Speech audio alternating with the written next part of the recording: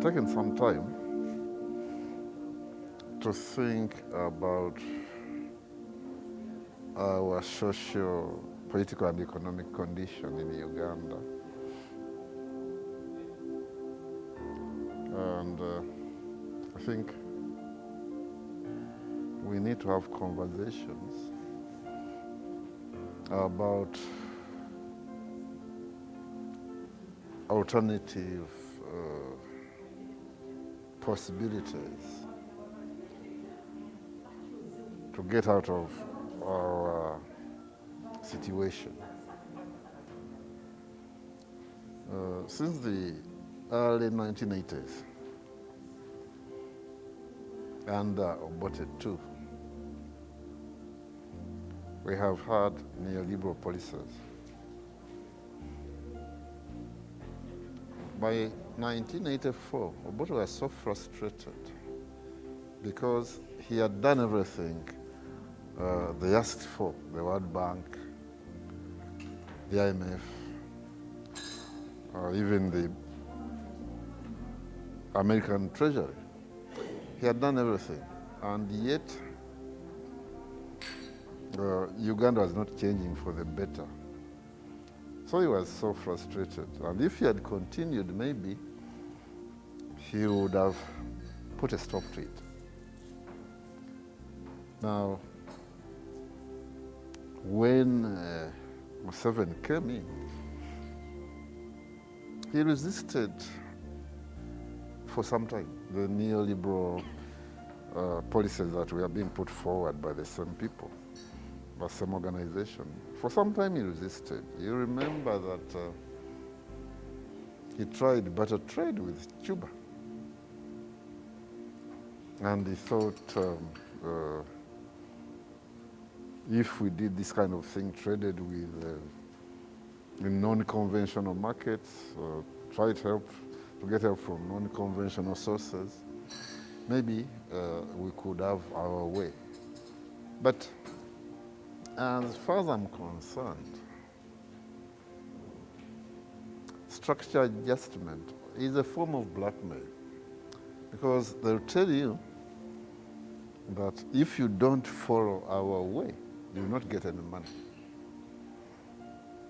And not only that, they'll say that even the other people cannot lend you. If you don't fall within this structure, you don't accept this. And you find yourself incapable of escaping from their medicine. But surely, if you take medicine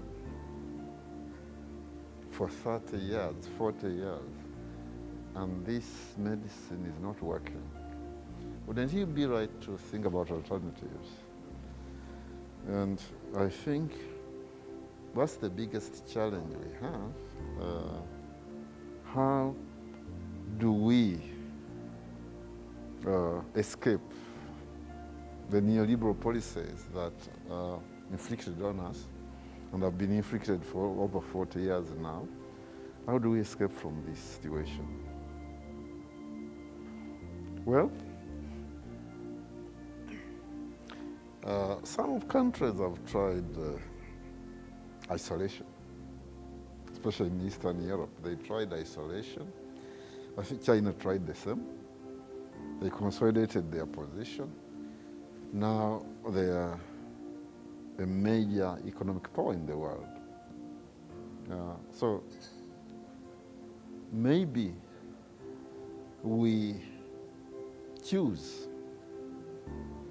to sacrifice now in order to own our economy later. Because at the moment, whoever comes, we welcome. And these are not, the investors are not charitable organizations. They don't come here for charity. They come here to make money. They come here to take our resources. And if you are desperate, as we are, they get these resources on very unfair terms, very unfavorable terms. But because we are not in a position to resist this, they they do a lot of damage, and they're going to do a lot of damage in the long run. And if we don't put a break to this, I don't think we shall ever get the development we need. So one, we need sacrifice. Secondly, we need to have alternative conversations about development. I suggested, and this was a movement which developed over a long time in Uganda, the cooperative movement from 1913 to 1946. People were struggling to establish cooperatives, but the government was not allowing them to.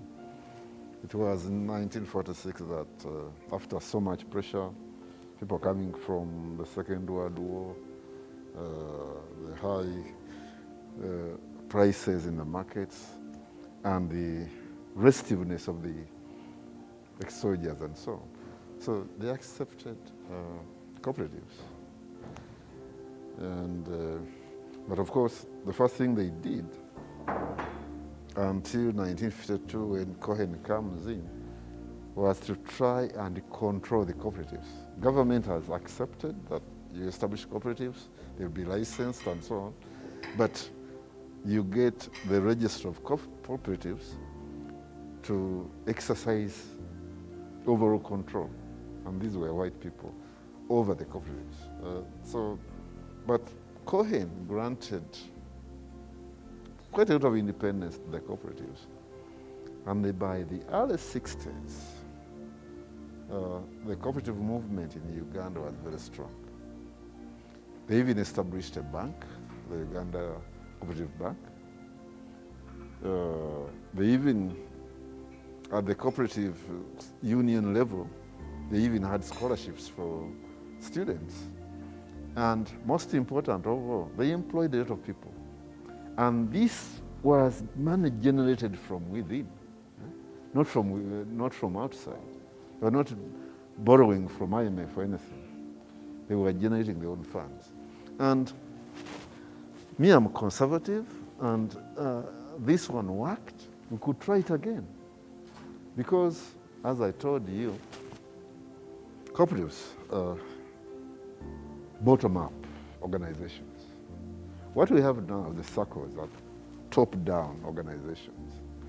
So, and there are so many cooperatives that we are doing very well and have sort of disappeared. But I think these cooperatives can be revived. Because cooperative union is the only one that is really trying to, they are struggling to exist, but they're existing. And I think others can be revived.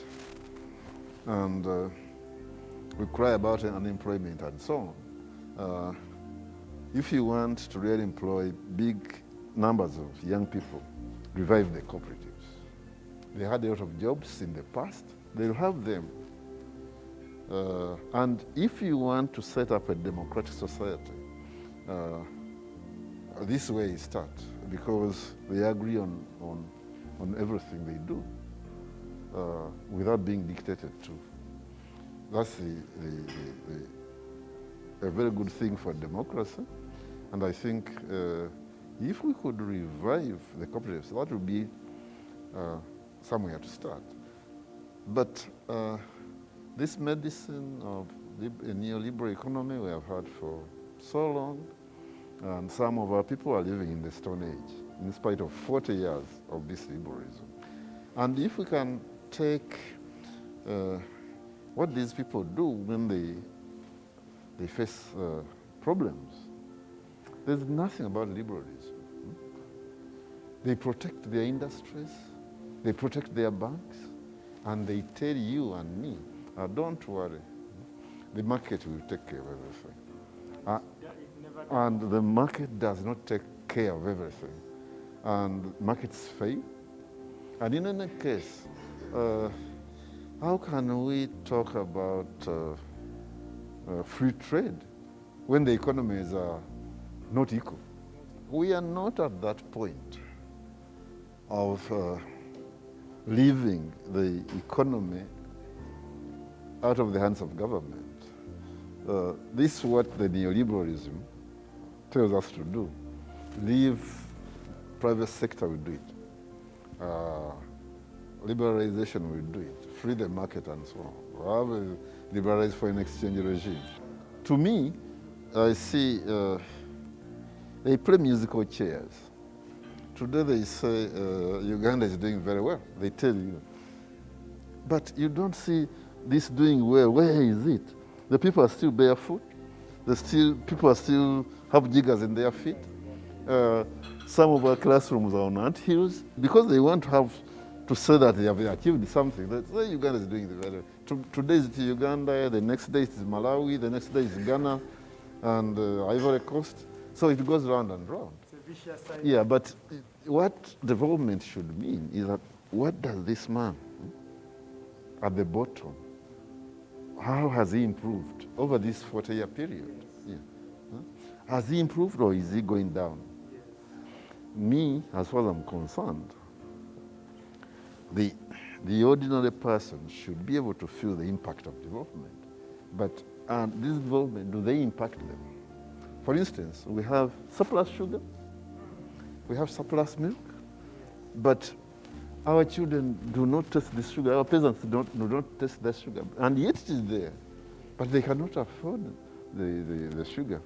We have surplus milk, but our children are dying of kwashiorkor. So these developments don't impact the majority of our people. And until our development impacts them, it is useless. Absolutely useless development. We cannot have a tiny fraction of the population living in the first world and the majority of the population stuck in the third or fourth world. We have to bring these two worlds together. And for that to happen, we have to think of homegrown solutions. Yes, like the cooperatives. Yeah.